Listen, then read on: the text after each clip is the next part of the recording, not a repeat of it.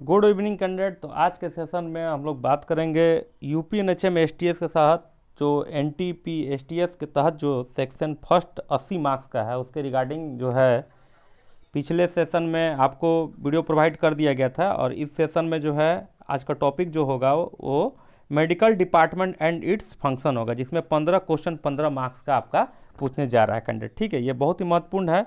तो पहले मैं चाहूँगा कि जितने कैंडिडेट मेरे साथ जुड़े हुए हैं चैनल को सब्सक्राइब भी कर ले, साथ बेल आइकन पर ऑल क्लिक कर ले ताकि जो भी नोटिफिकेशन आपको मिलता रहे।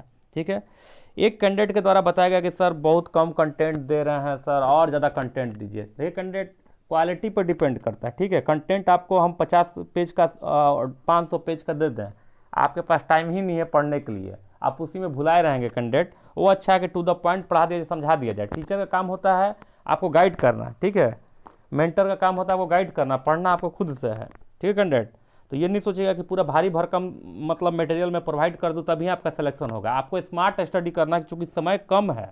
ठीक है, मोटी मोटी बुक भी आप मार्केट से अभी खरीद लीजिएगा तो आप उसे पूरा पढ़ नहीं पाइएगा, मैं गारंटी के साथ आपको कहता हूँ। ठीक है, इसलिए समय कम है और स्मार्ट स्टडी के लिए ज़रूरी है कि जो सिलेबस है, जो पढ़ाई करनी चाहिए, बस उसी पर आपका ध्यान केंद्रित हो तो ज़्यादा अच्छा है। एक कैंडिडेट के द्वारा बताया गया कि सर पैड बैच से जुड़े हुए कैंडिडेट, उन्होंने बोला कि सर ट्यूबरक्लोसिस से संबंधित क्वेश्चन खूब कराइए। तो ट्यूबरक्लोसिस संबंधित क्वेश्चन कराने का यहाँ पे कोई मतलब बनता नहीं है, इसलिए कि पहले सिलेबस नहीं दिया था कैंडिडेट, पहले सिलेबस को नहीं दिया गया था। अब जो है आपको सिलेबस दे दिया है, पूरा कंप्लीट सिलेबस दे दिया है 100 मार्क्स का। तो हम लोग सिलेबस के अकॉर्डिंग पढ़ाई करें, अननेसेसरी पढ़ाई करने से कोई फायदा है नहीं। तो आज के सेशन में हम लोग देखेंगे medical department and its function, 15 question रहेगा 15 मार्क्स का। ठीक है, इसमें मेन एम क्या है इसका कि कम्युनिटी प्रिवेंशन या प्रिवेंशन कह सकते हैं, with support from doctor and paramedical staff and other workers linked with health system. कैसे जुड़े हुए हैं हेल्थ सिस्टम से पैरामेडिकल स्टाफ और डॉक्टर, उसके लिए समुदाय को स्वस्थ करने के लिए, शिक्षित करने के लिए, उसके बारे में ये सेशन आपका रहेगा। ठीक है, किस तरह से जुड़े हुए हैं तो पहले कुछ जान लीजिए, जैसे कुछ इंपॉर्टेंट पॉइंट, जैसे ओपीडी होता है, इसको बोलते हैं आउटर पेशेंट डिपार्टमेंट। ठीक है, यहीं पर जो है इसका टाइमिंग निर्धारित होता है और यहाँ पर जो है पेशेंट आते हैं और जनरली अगर हम देखें तो 8 से 2 चलता है। तो इसमें क्या होता है कि पेशेंट का रजिस्ट्रेशन होता है, रजिस्ट्रेशन के बाद ओपीडी में डॉक्टर बैठते हैं, मेडिकल ऑफिसर बैठते हैं।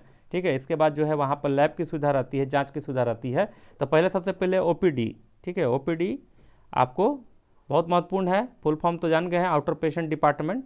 इसमें क्या होता है कि रजिस्ट्रेशन कराकर कोई भी बाहरी व्यक्ति, कोई भी व्यक्ति आया तुरंत रजिस्ट्रेशन कराए, रजिस्ट्रेशन करा के डॉक्टर के पास गया, डॉक्टर के पास जाकर अपना परेशानी बताया, जो तकलीफ है, और तकलीफ बताने के बाद डॉक्टर उसको सजेस्ट किए उसके, या फिर एक्सरे करने के लिए, या फिर उसको मेडिसिन सजेस्ट किए, लैब के लिए भेजे तो आगे की ओर जाएगा वो। ठीक है, इसके बाद है आईपी है, मतलब इन पेशेंट सर्विस, मतलब ऑलरेडी जहाँ पर पेशेंट रहते हैं, जैसे लेबर रूम में जहाँ डिलीवरी होता है वहाँ पर पेशेंट रहते हैं। ठीक है, छोटे छोटे अस्पतालों में, अगर referral hospital, primary health centre की बात करें हैं तो उसमें। ठीक है, तो इनर पेशेंट डिपार्टमेंट जो पहले से ही वहाँ पर पेशेंट आपका है। ठीक है, ध्यान रखिएगा। ठीक है, जहाँ पर सुविधा है पेशेंट को रखने की। ठीक है, आगे चले मेडिकल डिपार्टमेंट, मेडिकल डिपार्टमेंट होता है, फिर नर्सिंग डिपार्टमेंट होता है, तरह तरह का डिपार्टमेंट है, पैरामेडिकल डिपार्टमेंट है, physical medicine and rehabilitation department है। ठीक है, इसके बाद जो है ऑपरेशन थिएटर कॉम्प्लेक्स होता है, फार्मेसी डिपार्टमेंट होता है, रेडियोलॉजिस्ट डिपार्टमेंट, जिसे एक्सरे के जनरली कहते हैं लोग। ठीक है, डाइटरी डिपार्टमेंट होता है, ये आपका डिपार्टमेंट है कैंडिडेट, ध्यान रखिएगा। ठीक है, और आगे हम लोग चले अब नेक्स्ट सेशन पे। तो community prevention with support from doctor and paramedical staff and other workers linked with health system. ठीक है ना, इसको मैंने तैयार किया खुद, कहीं बहुत तेज़ी से मैं लिख रहा था इसलिए थोड़ा सा हैंड रिटन मेरा गड़बड़ है हिंदी मीडियम में। ठीक है, लेकिन कैंडिडेट ज़्यादा हिंदी मीडियम के, इसलिए हिंदी मीडियम पे ही प्रोवाइड कर रहा हूँ। ठीक है, तो कैंडिडेट को मैं बार बार बोल रहा हूँ, फिर से मैं बोलूँगा कि आप लगातार प्रिपरेशन करते रहें, सेल्फ स्टडी करते रहें, सिलेबस के अकॉर्डिंग पढ़ें। ये तो मैंने आपको लाइन लेंथ बताया कि कैसे पढ़ना है, क्या करना है, लेकिन मेहनत खुद से करना है, बार बार मैं बोल रहा हूँ। ठीक है, तब जाकर आपका सक्सेसफुल होंगे, आप एग्जाम आप क्रैक करेंगे। तो इस सेक्शन में मतलब community prevention with support from doctor and paramedical staff and other worker linkage with health system, कैसे जुड़े हैं उसके बारे में। तो इस सेक्शन में समुदाय को स्वस्थ रखने में स्वास्थ्य विभाग, डॉक्टर और पैरामेडिकल स्टाफ की भूमिका पर केंद्रित प्रश्न पूछने की संभावना रहेगी। ठीक है, कैसे कैसे रहेगा तो देख लीजिए, डायग्राम बनाया गया है। जैसे स्वास्थ्य विभाग, उसमें क्या होता है, जिला स्तर से प्रखंड स्तर एवं ग्राम स्तर पर किस तरह से है। तो जिला स्तर पर देखिए सिविल सर्जन का ऑफिस होता है, जिसे CS ऑफिस बोलते हैं। वहीं पर आता है DPM ऑफिस आता है, डिस्ट्रिक्ट प्रोग्रामिंग मैनेजर बोलते हैं, ठीक है। पूरा जितने भी प्रोग्राम चलता है उसका मैनेजर होता है DPM, ठीक है। इसके बाद इसी के तहत जो है डिस्ट्रिक्ट हेल्थ सोसाइटी इसको बोला जाता है, दोनों को मिलाकर आपको डिस्ट्रिक्ट हेल्थ सोसाइटी बोल दिया है, ठीक है। ब्लॉक लेवल पर बात करें तो रेफरल हॉस्पिटल हो गया, ठीक है। प्राइमरी हेल्थ सेंटर शॉर्ट में PHC बोलते हैं। हेल्थ सब सेंटर होता है, ठीक है, जिसे HSC बोलते हैं। वहाँ पर भी आपको डॉक्टर और पैरामेडिकल स्टाफ आपको देखने को मिलेंगे। फिर आगे हम लोग चलें तो हेल्थ वेलनेस सेंटर होता है, जिसे शॉर्ट में HWC बोलते हैं कैंडिडेट, ठीक है। इसके बाद होता है अर्बन प्राइमरी हेल्थ सेंटर, इसे UPSC बोलते हैं, UPSC मतलब शहरी, ठीक है। इसके बाद क्या होता है APSC होता है, मतलब एडिशनल प्राइमरी हेल्थ सेंटर। तो ये स्ट्रक्चर है, ध्यान रखेंगे। फिर से मैं जिक्र करता हूँ जल्दी से। सिविल सर्जन ऑफिस हो गया, DPM ऑफिस हो गया, जिसे डिस्ट्रिक्ट प्रोग्रामिंग मैनेजर बोलते हैं। डिस्ट्रिक्ट हेल्थ सोसाइटी आ गया। फिर ब्लॉक लेवल पर आपको देखे रेफरल हॉस्पिटल हो गया, प्राइमरी हेल्थ सेंटर PHC हो गया, हेल्थ सब सेंटर इसे HSC बोलते हैं। फिर हेल्थ वेलनेस सेंटर हो गया। फिर अगर हम लोग बात करें तो urban primary health centre UPSC, इसके बाद additional primary health centre APSC, ठीक है। अगले स्लाइड में चलते हैं हम लोग।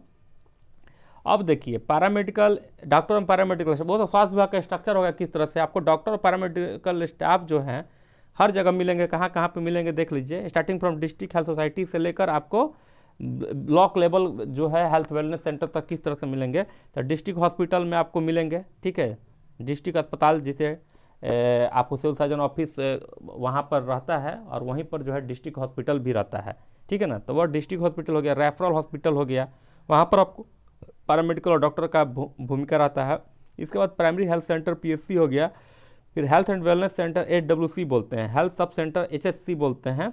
फिर अर्बन प्राइमरी हेल्थ सेंटर जिसे UPSC बोलते हैं, ठीक है। Additional primary health centre APSC बोलते हैं। हो सकता है फुल फॉर्म भी पूछ दे, कभी कभी क्या होता है फुल फॉर्म भी दे देता है, तो ध्यान से रखिएगा, इसको नोट डाउन कर लीजिएगा। हालांकि PDF शेयर किया जाएगा, ठीक है। आगे हम लोग चलें। देखिए अगला जो हम लोग का टॉपिक जो पढ़ना है वो पब्लिक हेल्थ प्रोग्राम से संबंधित पढ़ना है। महत्वपूर्ण टॉपिक है, ध्यान दीजिए कैंडिडेट, बहुत ही महत्वपूर्ण टॉपिक है। 20 क्वेश्चन 20 मार्क्स का रहेगा इसमें, ठीक है। UPNHM NTPSTS के तहत सेक्शन फर्स्ट 80 मार्क्स में आपका ये भी इंपॉर्टेंट है पब्लिक हेल्थ प्रोग्राम। ये 20 क्वेश्चन 20 मार्क्स का रहेगा, तो इसका भी बहुत महत्वपूर्ण है। और इसमें जो है आपको जितने भी नेशनल हेल्थ प्रोग्राम है उसके बारे में आपको जानकारी होनी चाहिए। साथ ही साथ जो है स्टेट लेवल पर, मतलब आपका उत्तर प्रदेश में कौन कौन सी प्रोग्राम चल रही है उसके बारे में आपको जानकारी होनी चाहिए, ठीक है। तो इसमें देखिए क्या है, awareness of communicable disease by information education and communication, ठीक है। कैसे जो है अवेयरनेस किया जाएगा कम्युनिकेबल डिजीज को, संचारी रोग को, बाई इंफॉर्मेशन से सूचना देकर, एजुकेशन से शिक्षा देकर, या कम्युनिकेशन संचार के माध्यम से, प्रेषण के माध्यम से, ठीक है। तो इसमें क्या है कि इस संकाय में राष्ट्रीय स्वास्थ्य एवं उत्तर प्रदेश राज्य स्तरीय स्तर पर संचालित पब्लिक हेल्थ प्रोग्राम से संबंधित प्रश्न पूछने की संभावना है, ठीक है। इसका क्या उद्देश्य क्या है, देखिए स्वास्थ्य शिक्षा का, इसमें अगर हम लोग देखें कुछ पॉइंट भी मैंने इसमें इंक्लूड किया हूँ। तो स्वास्थ्य शिक्षा का उद्देश्य स्वास्थ्य के प्रति लोगों को जागरूक करना है, ठीक है।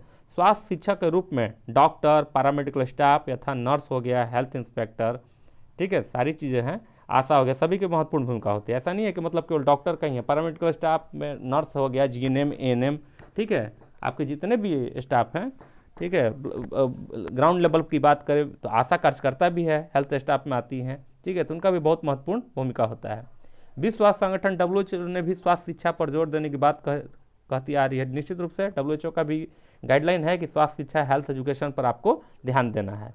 स्वस्थ देश, स्वस्थ राज्य, स्वस्थ जिला, स्वस्थ ब्लॉक एवं स्वस्थ गांव एवं पंचायत के सपने को साकार करने हेतु सभी की जिम्मेदारी है कि लोगों को जागरूक करें, ठीक है। तो क्वेश्चन का लेवल ज़्यादा टफ नहीं रहेगा, आपके कॉमन सेंस पर रहेगा। बस मैं लाइन लेंथ आपको कर रहा हूँ, लाइन अप कर रहा हूँ, ठीक है। उसके अनुसार आप चलिए, और जो सिलेबस है, बार बार मैं बोल रहा हूँ, सिलेबस के अकॉर्डिंग आप प्रिपरेशन करें, ठीक है। आगे चलें।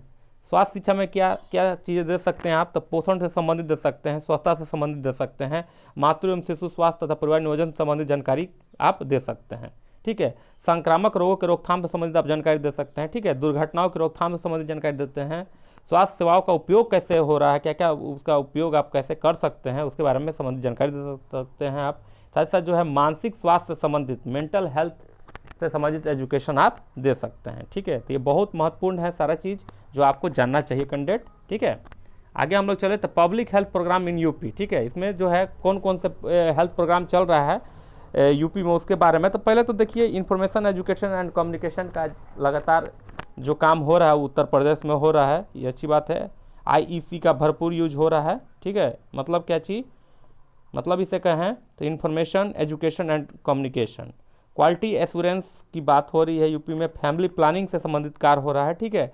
आईडीएसपी का कार्य यहाँ पर चल रहा है, ठीक है। आईडीएसपी का हो गया इंटीग्रेटेड डिजीज सर्वाइलेंस प्रोजेक्ट, ठीक है, इंटीग्रेटेड डिजीज सर्वाइलेंस प्रोजेक्ट। तो ये सब बहुत महत्वपूर्ण है जो आपको जानकारी रखनी चाहिए, ठीक है।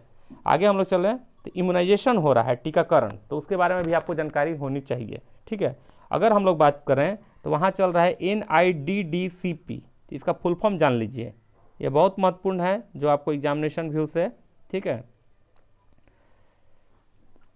तो NIDDCP मतलब national iodine deficiency disorder control program, ठीक है, इसके बारे में थोड़ा सा जानकारी आप रख लीजिएगा। फिर NLP चल रहा है, NLEP national leprosy elimination program, ठीक है, तो उसके बारे में भी मैंने जिक्र किया, पढ़ाया हूँ बहुत बार, आप देख सकते हैं, वीडियो बहुत अपलोड किया गया है कुछ से संबंधित, आप देख सकते हैं। फिर चल रहा है NPCB, ठीक है, NPCB मतलब national programme for control of blindness, ठीक है, राष्ट्रीय अंधापन को दूर करने के लिए, मतलब अंधापन को दूर के राष्ट्रीय स्तर पर प्रोग्राम है NPCB national programme for control of blindness, अंधापन को दूर करने के लिए जो है ये सब प्रोग्राम आपका चल रहा है, ठीक है। साथ साथ जो चल रहा है वो चल रहा है NVBDCP मतलब national vector borne disease control program, ठीक है, ये भी महत्वपूर्ण है। तो vector borne disease, communicable non communicable disease के बारे में हम लोग लगातार जिक्र किए हैं, कौन कौन सा बीमारी होता है, तो उसके बारे में आप वीडियो देखेंगे तो आपको समझ में आ जाएगी। इसके बाद है राष्ट्रीय बाल सुरक्षा कार्यक्रम, RBSK की टीम चल रही है, ठीक है, RBSK की टीम रहती है हमेशा, उसमें जो है आपको ANM फार्मासिस्ट, ठीक है, ANM फार्मासिस्ट और डॉक्टर रहते हैं, ठीक है। राष्ट्रीय बाल सुरक्षा कार्यक्रम जो है स्कूल पर केंद्रित होता है, कैंडिडेट ध्यान रखिएगा, राष्ट्रीय बाल सुरक्षा कार्यक्रम जो होता है वो स्कूल पर केंद्रित होता है। पूरा स्कूल से जो टीम होती है हर राज्य में, ठीक है, पूरे भारत में जो है, चाहे वो केंद्र शासित प्रदेश हो या राज्य हो, यूपी में भी आपका, उत्तर प्रदेश में भी RBSK की टीम होती है, ठीक, आप देखेंगे ब्लॉक लेवल पर, आपको हर ब्लॉक लेवल पर RBSK की टीम है जो पूरे ब्लॉक में जाकर बच्चों का पूरा स्कूल से स्कूल का इनका फोकस क्या होता है, फुल्ली इनका फोकस होता है RBSK टीम का स्कूल पर, वो स्कूल पर फोकस करते हैं और वहाँ पर जाकर जो है बच्चों का स्वास्थ्य परीक्षण करते हैं, स्वास्थ्य शिक्षा देते हैं, और कोई भी तरह का दिक्कत हो उसे स्वास्थ्य जांच के लिए तो अस्पताल में रेफर करते हैं, ये RBSK टीम का वर्क होता है। इसके बाद राष्ट्रीय किशोर स्वास्थ्य कार्यक्रम भी चल रहा है, RKSK बोलते हैं, ठीक है, ये भी एक प्रोग्राम है RKSK जो यूपी में चल रहा है, राष्ट्रीय किशोर स्वास्थ्य कार्यक्रम। और इसके बाद जो है रिप्रोडक्टिव एंड चाइल्ड हेल्थ से संबंधित भी कार्य आपको यूपी में हो रहा है। और NTP प्रोग्राम भी जो है आपका यूपी में लागू है, नेशनल ट्यूबरक्लोसिस एलिमिनेशन प्रोग्राम। अगर ये प्रोग्राम लागू नहीं रहता यूपी में तो आपका ये वैकेंसी जो निकला हुआ है STS का कैंडिडेट, वो कहाँ से निकलता है, आपको इसी के तहत जो है STS का बहाली आपका निकला हुआ है, ये भी ध्यान में रखिएगा।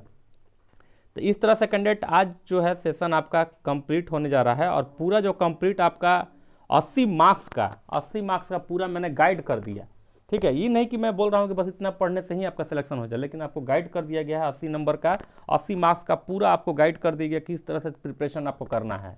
तो मैं बार बार बोल रहा हूँ, फिर से बोल रहा हूँ कि चलना आपको है, हम लोग रास्ता दिखाएंगे, ठीक है, आपको चलना है। आप भटक रहे थे, मैं एक लाइन लेंथ फैला दिया, आपको एक रास्ता दिखा दिया, लेकिन आप जितना दूरी तय करेंगे, जितना ज़्यादा प्रिपरेशन करेंगे इस टॉपिक पर, इस सब्जेक्ट पर जितना मेहनत करेंगे, आपका एग्जाम उतना ही बेहतर होगा। और नेक्स्ट सेशन में जो है अब 20 मार्क्स का जो बचा हुआ आपका है, जिसमें रीजनिंग है, जनरल अवेयरनेस है, कंप्यूटर है, उससे संबंधित गाइड किया जाएगा। और इसके बाद जो है लगातार जो है 25-25, 50-50 क्वेश्चन का ऑब्जेक्टिव श्रृंखला चलेगा, ठीक है, 25 क्वेश्चन 50 क्वेश्चन का ऑब्जेक्टिव चलेगा लगातार, ठीक है। Thank you very much.